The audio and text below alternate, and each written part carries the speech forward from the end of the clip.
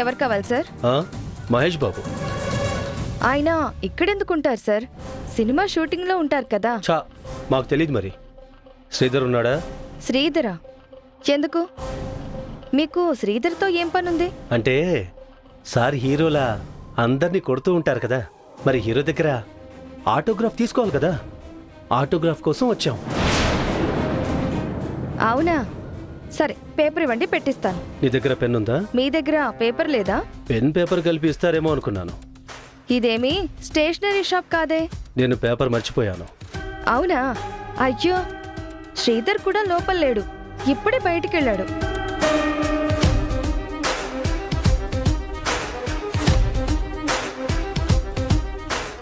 అవునా?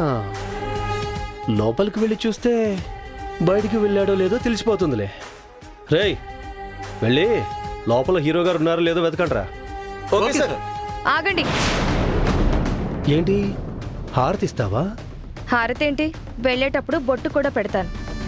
మేము ఇంట్లో వెతకాలి. వారెంట్ ఉందా? ఉంది. 6 నెలల వారంటీ ఇచ్చాడు ఈ షూస్కి. నేను అడుగుతుంది వారంటీ కాదు. కొంపతీసి సెర్చ్ వారెంటా? చ ఈ సీరియల్స్ సినిమాలు చూసి లేడీస్ అందరూ పాడైపోతున్నారా? ప్రతి ఒక్కళ్ళు లా పాయింట్స్ అడుగుతున్నారా? పోలీసులంటే బొత్తిగా భయభక్తి లేకుండా పోయిందిరా. ఛ, మీరేంట్రా? వెళ్ళండి, వెళ్ళి తీసుకురండి. అలాగే సార్. అలాగే సార్. ఆగండి. వారెంట్ ఉందా? ఏమ్మా, వారెంట్ లేకుండా ఎలా వస్తాం? ఇదిగోండి వారెంట్. ప్లీజ్ దయచేసి కొంచెం జరగండి, మళ్ళీ ఎస్ఐ గారు కోప్పడతారు.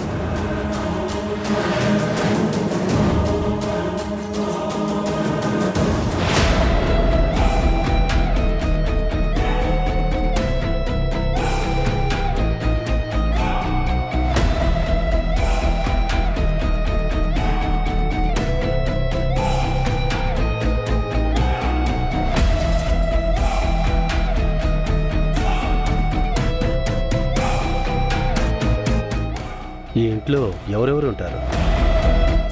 మా తాతయ్య, నేను, మా ఆయన. మీ ఆయన ఎప్పుడెప్పుడు బయటికి వెళ్తుంటాడు? పళ్ళు రాలుతాయి.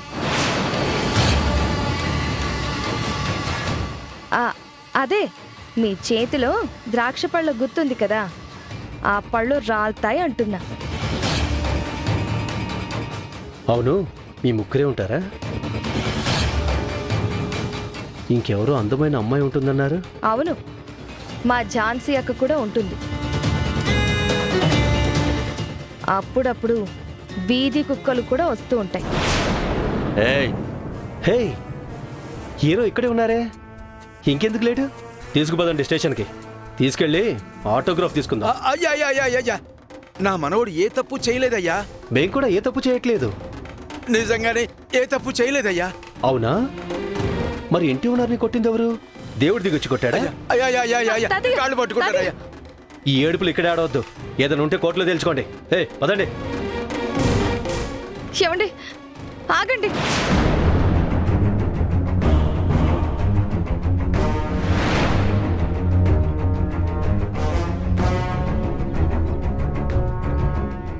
ఏంట్రా, మనల్ని ఆగమని ఆవిడ లోపలికి వెళ్ళింది? మనల్ని అందరినీ వేసేయడానికి ఏమైనా ప్లాన్ చేస్తుందా ఏంటి?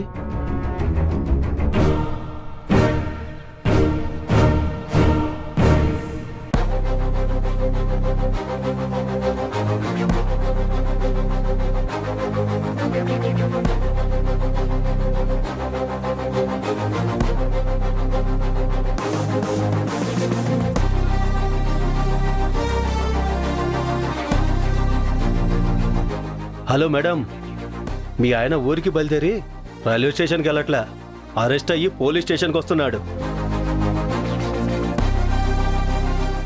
మీ ఆయన ఏదో ఎలక్షన్ నామినేషన్ వేయడానికి వెళ్తుంటే సెక్యూరిటీగా వచ్చామన్న రేంజ్లో బొట్టు పెట్టి బిల్డప్ ఇస్తున్నావు. తెలుసు, అరెస్టే కదా.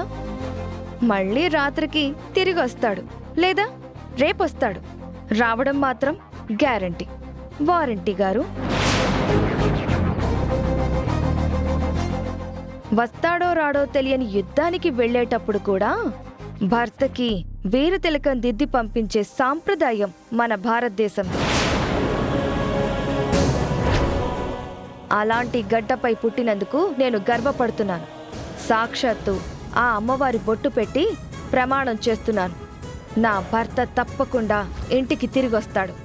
రావడం మాత్రం పక్కా. ఎవర్రా ఇంట్లో ఉండేది ఆడవాళ్ళన్నది? అమ్మోరు కదరా బాబు. ఆ ఝాన్సీ లక్ష్మీబాయి అనుకుంటే ఈ రాణి రుద్రమదేవి కూడా తయారైందిరా. పాపం ఈ ఇంట్లో మగాళ్ళు ఎలా ఉంటున్నారో ఏంటో. మనకెందుకు లేరా, పదండ్రా. అయ్యా అయ్యా అయ్యా అయ్యా అయ్యా మీకు దండం పెడతానయ్యా. అయ్యా అయ్యా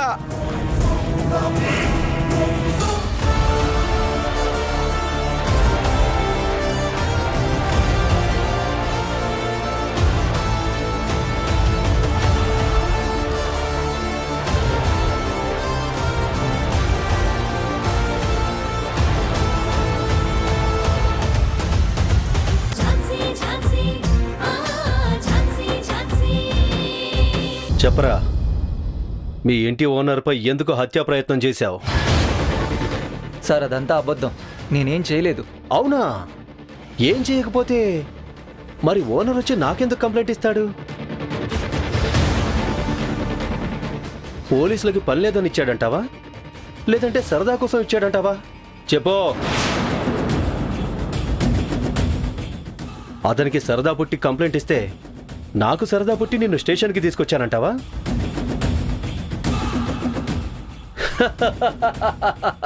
నిజం చెప్పరా, లేదంటే నా స్టైల్లో ఒప్పించాల్సి వస్తుంది.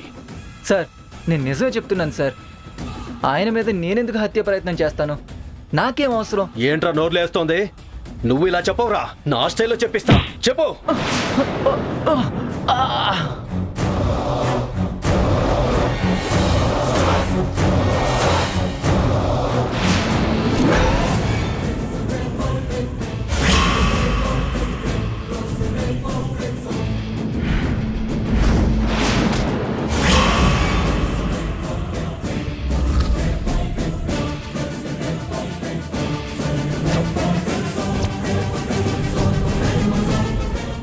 శ్రీధర్, శ్రీధర్ లే, ఏం జరిగింది? ఏంటి మేడం ఇలా వచ్చారు? ఈరోజు కోర్టులో కేసులేం లేవా? ఉన్నాయి. తొందరలో ఇంకో పాత కేసు కూడా హీరింగ్ ఉంది. సర్లేండి, పేరు మోసిన లాయర్లు ఎన్నో కేసులు వస్తూ ఉంటాయి, పోతూ ఉంటాయి. ఎంతకీ ఎందుకు వచ్చారు? కంప్లైంట్ ఏమని ఇవ్వాలా? హ, నిజంగా కంప్లైంట్ ఇవ్వాల్సి వస్తే మీ దగ్గరకైతే రాను. ఎంత నమ్మకమో. ఇదిగోండి బెయిల్ పేపర్స్, ఇతన్ని విడిచిపెట్టండి.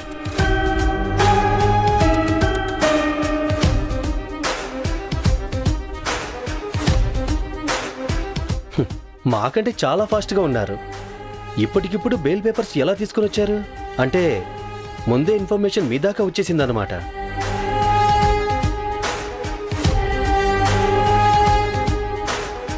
మా వాళ్ళు మీ నెట్వర్క్ గురించి చెప్తే విన్నాను మేడం. ఇప్పుడు లైవ్లో చూస్తున్నాను. Wow, great. మా పోలీస్ వాళ్ళకంటే మీదే చాలా పెద్ద నెట్వర్క్. Super madam, కొట్టండ్రా. నా వైపు అలా చూస్తూ ఉంటారే, మేడం గారి నెట్వర్క్కి హ్యాట్స్ ఆఫ్ చేయాలి కదా, కొట్టండి.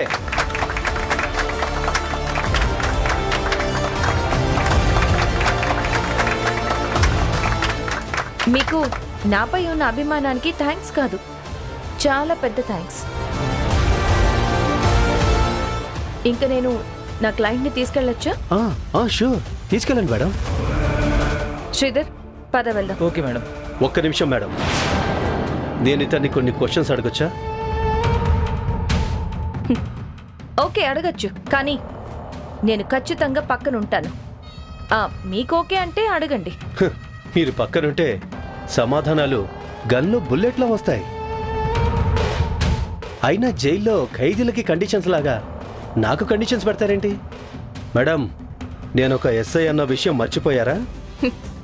నో, మీరు కూడా ఒక విషయం మర్చిపోయారా? నేను ఒక అడ్వకేట్నని, ఇతను ఒక సిటిజన్ అని. క్వశ్చన్స్ అడుగుతారా, వెళ్ళమంటారా? ఇప్పుడు అడగలే మేడం, ఈసారి ఎప్పుడైనా ప్రిపేర్ అయ్యి అడుగుతాను. బయలుదేరండి.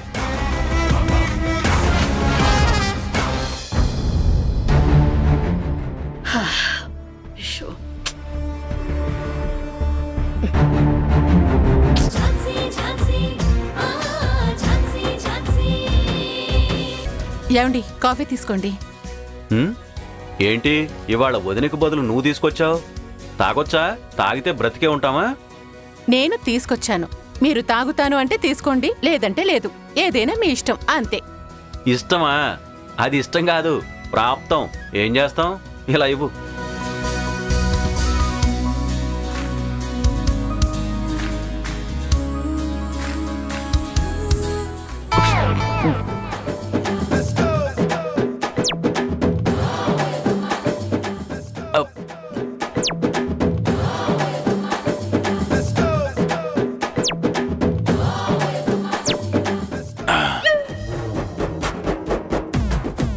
అబ్బబ్బబ్బబ్బబ్బా, ఏముంది? అద్భుతంగా ఉంది. అసలు పద్మ, కాఫీలో చక్కెర కలిపావా, అమృతం కలిపావా? ఎంత బాగుందో.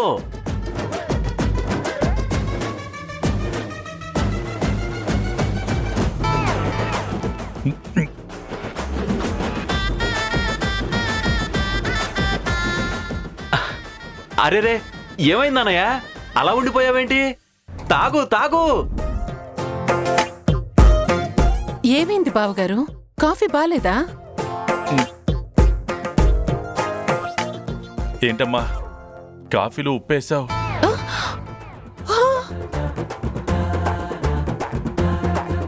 నువ్వేంట్రా బాగుందన్నావు, అద్భుతమని పొగిడావు. అంటే నేనొక్కడే ఎందుకు అనుభవించాలి, నువ్వు కూడా తాగుతావని. అదీ కాక నేను బాగోలేదని చెప్పాననుకో, భార్య చేసింది నచ్చదు, ఆ పక్కింటాళ్ళు చేస్తే బాగుంటుందని అనవసరంగా నన్ను ఆడిపోసుకుంటారు. అందుకే అలా చెప్పాను. అయ్యో, కాఫీలో ఉప్పుందా? భలే అడిగావే, మీ టూత్ పేస్ట్ లో ఉప్పు ఉందా అని అడిగినట్టు. దారుణంగా ఉంది. నువ్వు ల్యాబ్లో చేయాల్సిన ప్రయోగాలు కిచెన్ లో చేయకు. నీకేం కాదు, మాకే ప్రాణ సంకటం. పద్మ, అది కాదు. కిచెన్ లో సైంధవ లవణం పెట్టాను, నువ్వు కానీ చూసావా? సైంధవ లవణం ఏంటోదినా?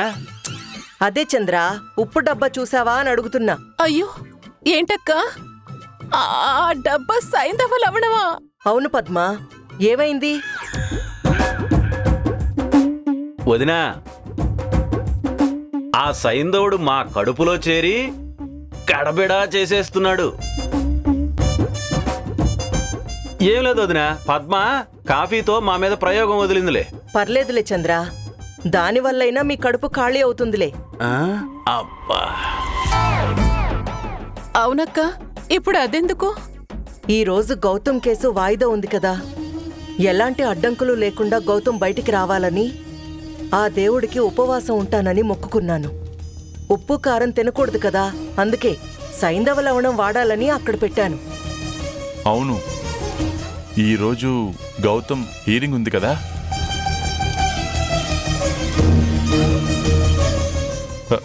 ఏం కాదులే, నువ్వేం టెన్షన్ పడకు. వాడికి ఖచ్చితంగా బెయిల్ వస్తుంది. వాడు నిర్దోషిగానే బయటకు వస్తాడు, నాకు ఆ నమ్మకం ఉంది. అవునొదినా, నువ్వేం బాధపడకు. వాడు నిజాయితీగా ఉన్నాడు. వాడి నిజాయితీయే వాడిని కాపాడుతుంది. నువ్వేం ఆలోచించుకోదినా, మన గౌతమ్ బయటకు వస్తాడు. ఝాన్సీ ఖచ్చితంగా తీసుకొస్తుంది. అదే జరగాలని ఆ దేవుణ్ణి కోరుకుంటున్నాను.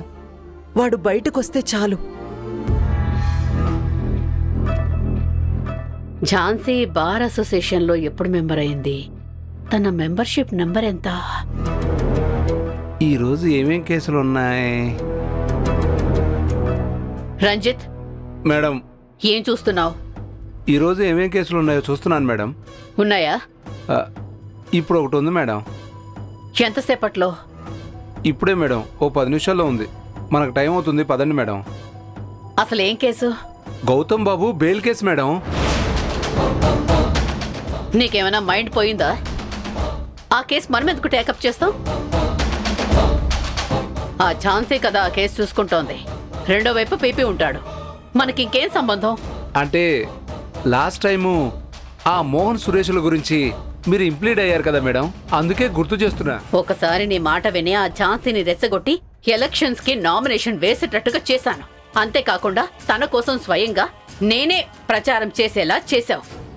మేడం అది అప్పుడు మేడం, ఇది ఇప్పుడు మేడం. ఆ సందర్భం వేరు, ఈ కేసు వేరు మేడం. కాసేపు సైలెంట్ గా ఉంటావా? మీ ఇష్టం మేడం. నేను చెప్పాల్సింది చెప్పాను. ఫైనల్గా మీరే బాగా ఆలోచించుకోండి ఎలా చేస్తే బాగుంటుందా అని. ఎందుకైనా మంచిది, ఒకసారి ప్రసాద్కి ఫోన్ చేస్తే బాగుంటుంది. తనైతే ఈ ప్రాబ్లంకి కరెక్ట్ సొల్యూషన్ ఇవ్వగలడు.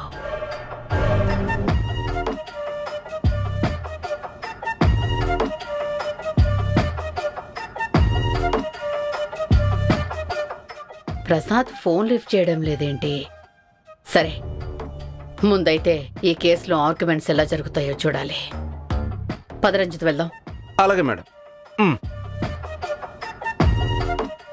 పదండి.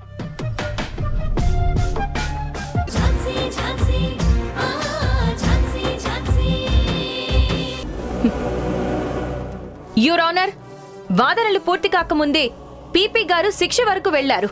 వారు చెప్పినట్టుగా ఇందులో 2 విషయాలున్నాయి. ఒకటి డ్రగ్స్ కి సంబంధించిందైతే ఇంకొకటి లాకప్ డెత్. మొదటగా నేను డ్రగ్స్ కేసు గురించి మాట్లాడదలుచుకున్నాను. నా క్లయింట్ ఎస్ఐ గౌతమ్ ని డ్రగ్ పెడ్లర్ అని సంబోధించడం ఏ మాత్రం ఆమోదించదగినది కాదు.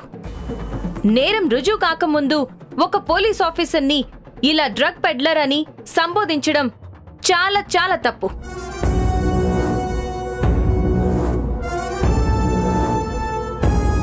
అది కూడా పబ్లిక్ ప్రాసిక్యూటర్ గారి నోటి వెంట రావడం సమంజసం కాదు. అసలు ఏ విధంగా నా క్లయింట్ ని డ్రగ్ పెడ్లర్ అంటున్నారు? డ్రగ్స్ మిస్ అయినందువల్లే కదా. అసలు ఆ రోజు డ్రగ్స్ పోలీస్ స్టేషన్ కి ఎలా వచ్చాయి? ముగ్గురిని అరెస్ట్ చేసి వాళ్ళ దగ్గర నుంచి హ్యాండ్ ఓవర్ చేసుకుంటేనే కదా. అందుకు సాక్ష్యంగా ఇతను స్టేషన్లో ఉన్నట్టుగా ఇతను ఫైల్ చేసిన ఎఫ్ఐఆర్.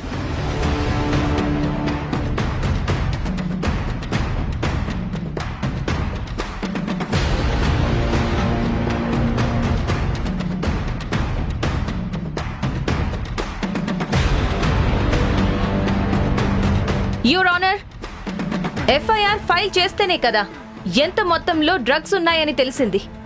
అసలు ఇతను నిజంగానే డ్రగ్ పెడ్లర్ కనుక అయితే ఎఫ్ఐఆర్ నమోదు చేసి అందులో ఏం దొరికింది, ఎంత దొరికింది అని రాస్తారా?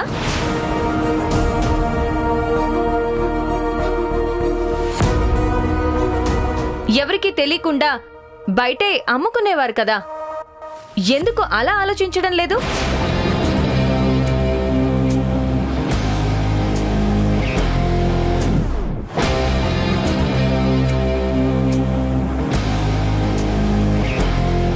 అసలు ఆ రోజు ఏం జరిగింది, ఎందుకని ఈ రోజు ఇతను నిందితుళ్లా ఇక్కడ మన అందరి ముందు నిలబడాల్సి వచ్చిందో అని ఒక్కసారి ఆలోచించాలి.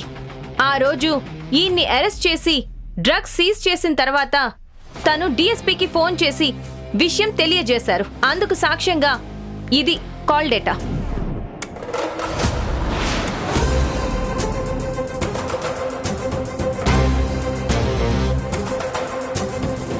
యూర్ ఆనర్, గౌతమ్ గారు దాదాపు 3 గంటల్లో డిఎస్పీ గారికి 7 సార్లు కాల్ చేశారు. అందులో మొదటి 3 సార్లు మాట్లాడినట్టుగా ఉండగా తర్వాత 4 సార్లు డిఎస్పీ గారు ఫోన్ లిఫ్ట్ చేయలేదు. ఎందుకు లిఫ్ట్ చేయలేదు అన్నది నేను ఇక్కడ ప్రస్తావించడం లేదు. కానీ నా క్లయింట్ తన పై అధికారులకి విషయం తెలియజేశాడు అనే దానికి సాక్ష్యం.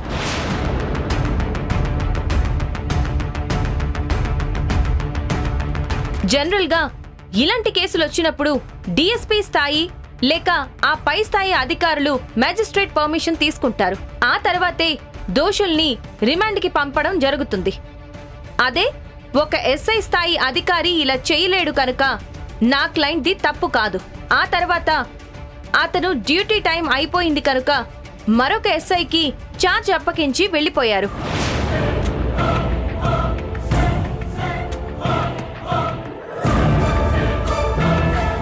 కానీ ఇక్కడ తెలుసుకోవాల్సిన 2 విషయాలున్నాయి.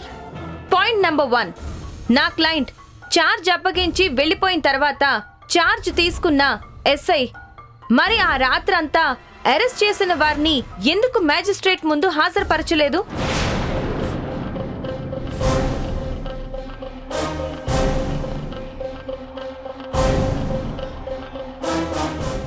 నెంబర్ 2. ఎస్ఐ గౌతమ్ గారు డ్రగ్ పెడ్లర్ అయి ఉండి నిజంగానే డ్రగ్స్ మిస్ చేసుంటే ఆ రాత్రి ఛార్జ్ తీసుకున్న ఎస్ఐ చూసుకోలేదా? చూసుకుంటే ఎందుకు ఎస్ఐ గౌతమ్ గారిని అడగలేదు?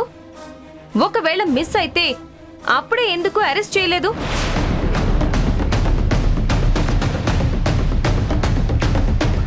ఉదయం నా క్లయింట్ మళ్ళీ వచ్చి ఛార్జ్ తీసుకున్న తర్వాత మళ్ళీ బయటికి వెళ్ళిందే లేదు. మరి అలాంటప్పుడు డ్రగ్స్ ఎప్పుడు మిస్ అయ్యాయి? ఇంత జరుగుతుంటే లాకప్ డెత్ అయిన తర్వాత సుమారు గంటన్నర తర్వాత అనుకుంటా డిఎస్పీ గారిని మీడియా వాళ్ళు డ్రగ్ పెడ్లర్ దగ్గర భారీగా డ్రగ్స్ పట్టుబడ్డాయని సమాచారం అని అడిగితే దానికి సమాధానంగా డిఎస్పీ గారు I don't have any information అని అన్నారు. అలా ఎందుకు అన్నారు? అలా అన్నది ఈ కోర్టుకి తెలియాల్సింది యువర్ ఆనర్.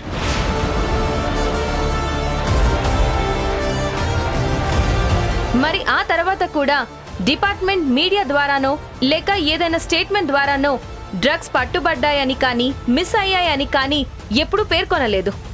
మరి డిపార్ట్మెంట్ చెప్పనప్పుడు పీపీ గారు డ్రగ్ పెడ్లింగ్ గురించి ఎలా మాట్లాడుతున్నారు? నా క్లయింట్ని డ్రగ్ పెడ్లర్ అని ఎలా అంటున్నారు?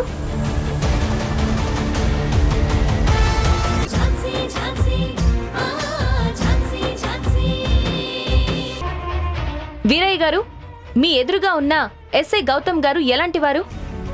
చాలా మంచివారమ్మా. మరి అంత మంచివాడు డ్రగ్ పెడ్లింగ్ చేశాడని మీ ఇంటికొచ్చి డ్రగ్స్ దాచుకున్నాడు అని సాక్ష్యం చెప్పారు. బుద్ధి గట్టి తిని చెప్పానమ్మా. కానీ ఎస్ఐ బాబు చాలా అంటే చాలా మంచివారమ్మా.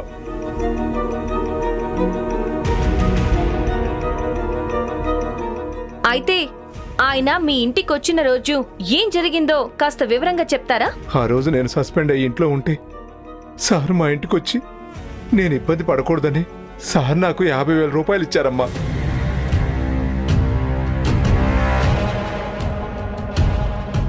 ఇంతకు ముందు ఎప్పుడైనా అలా డబ్బులు ఇచ్చారా? ఇచ్చేవారమ్మా. నేను లంచం తీసుకునేవాడిని కాదని గౌతమ్ సార్కి తెలుసు. మాది ఒక పేద కుటుంబం అని కూడా తెలుసు. అందుకే అవసరాలు పరిస్థితులను అర్థం చేసుకొని అప్పుడప్పుడు డబ్బులు ఇచ్చేవారు.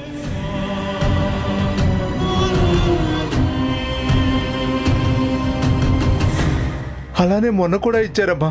కానీ అదే టైంలో ఎవరో ఫోటో తీశారమ్మా. ఎవరు తీశారు? తెలీదమ్మా. కానీ సార్ నాకు డబ్బులు ఇస్తున్న ఫోటోని డ్రగ్స్ ఇస్తున్న ఫోటోగా మార్ఫింగ్ చేశారమ్మా.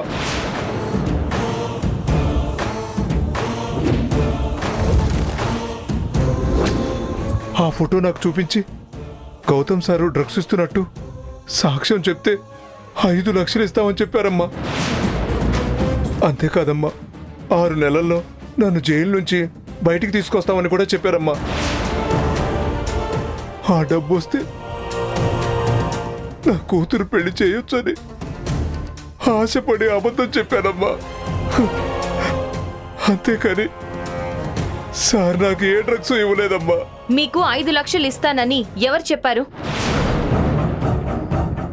చెప్పండి.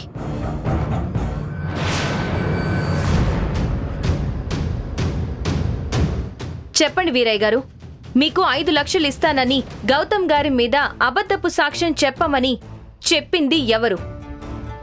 అదుగమ్మా ఆ ఎస్ఐ.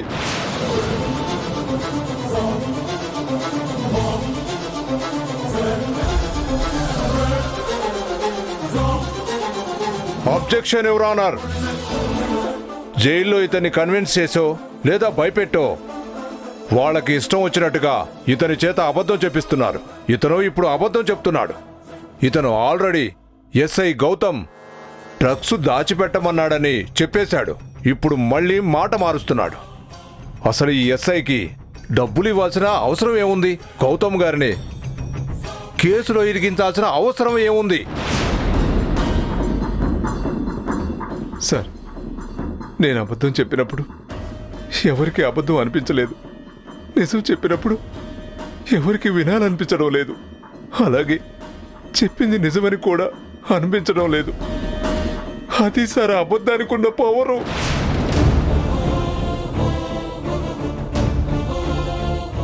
అవునా? ఇప్పుడు మీరు చెప్పేది నిజమంటారా? అంతేనా? పీపీ గారు, ఒక మాట చెప్పండి.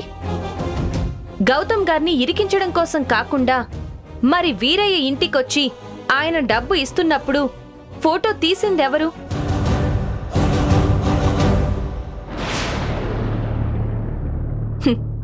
అసలు ఆ ఫోటో తీయాల్సిన అవసరం ఎవరికుంది? ఆ ఫోటో బయటికెలా వచ్చింది?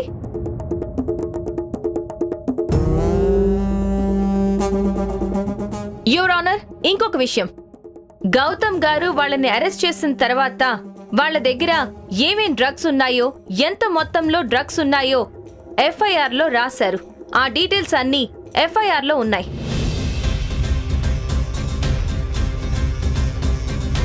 అవునే రానర్. అలానే పోయిన సెషన్లో గౌతమ్ గారు నా దగ్గర డ్రగ్స్ దాచిపెట్టారని చెప్పాను కదా. ఆ టైంలో ఇక్కడ డ్రగ్స్ బాక్స్ హ్యాండ్ ఓవర్ చేశాను. ఇప్పుడు ఆ రెండు ఒకటే అనేది తేలాలి.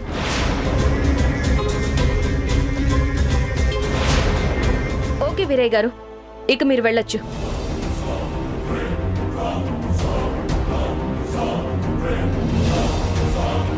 యువర్ ఆనర్, ఈ కేసులో ఇంకో ముఖ్యమైన భాగం లోకప్ డెత్. ఆ డెత్ జరిగింది గౌతమ్ గారు స్టేషన్కి వచ్చిన 5-10 నిమిషాల లోపు. అంటే రాగానే టార్చర్ చేసి అతన్ని చంపేశారంటారా? ఒక్క క్షణంలో కూడా మనిషి ప్రాణం పోవచ్చు యువర్ ఆనర్. నిజమే పీపీ గారు, కానీ కాజ్ ఆఫ్ డెత్ అని ఒకటి ఉంటుంది. ఏ కారణంతో చనిపోయారు అనే దాన్ని బట్టి టైం క్యాలిక్యులేట్ చేస్తారు. యువర్ ఆనర్, ఫారెన్సిక్ నివేదిక ప్రకారం ఆ death internal bleeding, spleen injury వల్ల జరిగిందని వచ్చింది.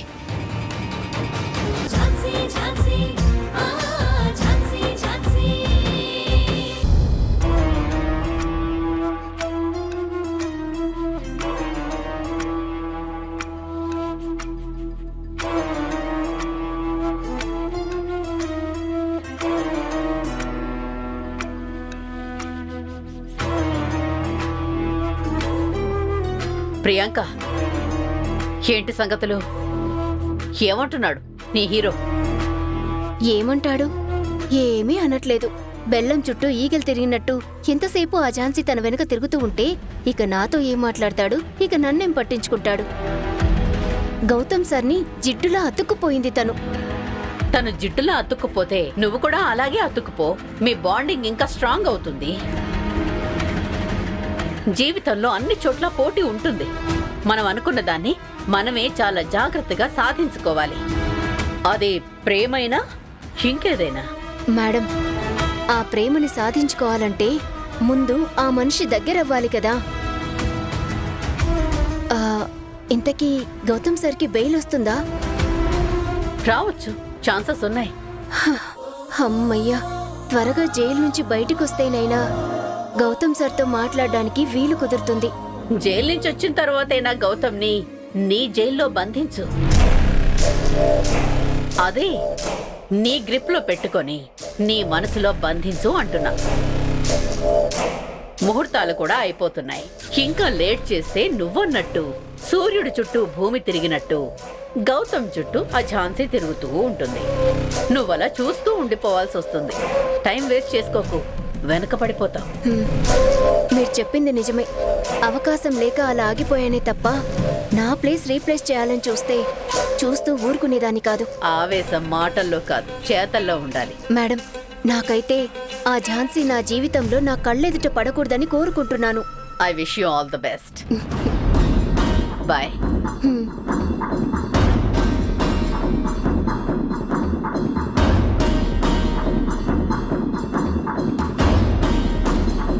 ప్రియాంక, బ్రో, నువ్వేంటిక్కడ? అది మృణాలిని గారి కోసం వచ్చాను. ఈ టైంలో కోర్టులోనే ఉంటారు కదా అని వచ్చాను. అవునా, ఆవిడ జస్ట్ ఇప్పుడే వెళ్ళిపోయారు. సరే, అయితే నువ్వేంటి ఇక్కడ? ఈ రోజు గౌతమ్ గారి కేసు ఉంది కదా, అందుకే వచ్చాను. ఏమైంది మరి? జడ్జిమెంట్ రేట్ చెప్తా అన్నారు. ఖచ్చితంగా బెయిల్ వస్తుంది. గౌతమ్ కేసు అంటే ఇందులో మోహన్ కూడా ఉన్నాడు కదా. ఏడి వాడు ఎక్కడున్నాడు? కేసు అయిపోయిందా లేక లోపలే ఉన్నాడా? అయినా వాడితో నీకేం పని? ఇప్పుడే కేసు అయిపోగానే మళ్ళీ వ్యాన్లో జైలుకి తీసుకువెళ్ళిపోయారు. అబ్బా, ఏమైంది బ్రో? వాడి గురించి ఎందుకంత టెన్షన్ పడుతున్నావు? ఇది మోహన్ గాడి కాల్ డేటా. వాడు ఎక్కువగా కాల్ చేసింది, వాడి కాల్స్ని ఎక్కువగా రిసీవ్ చేసుకుంది ఎవరో కాదు, ఆ మందాకిని. ఇది ఆ మందాకిని నంబర్.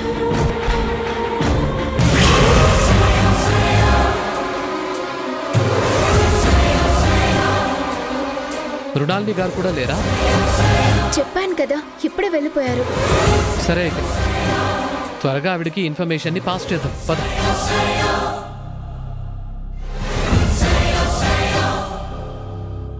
ఏంటి ప్రియాంక ఆలోచిస్తున్నావు? పద వెళ్దాం. బ్రో, వీటన్నింటికంటే ఇంపార్టెంట్ ఆ డిఎన్ఏ ఆఫీసర్ నోరు తెరవకూడదు.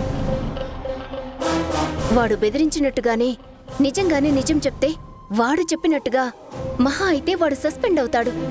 కానీ మన కెరియర్, మన అమ్మ హాస్పిటల్ పరువు మొత్తం అయిపోయినట్టే.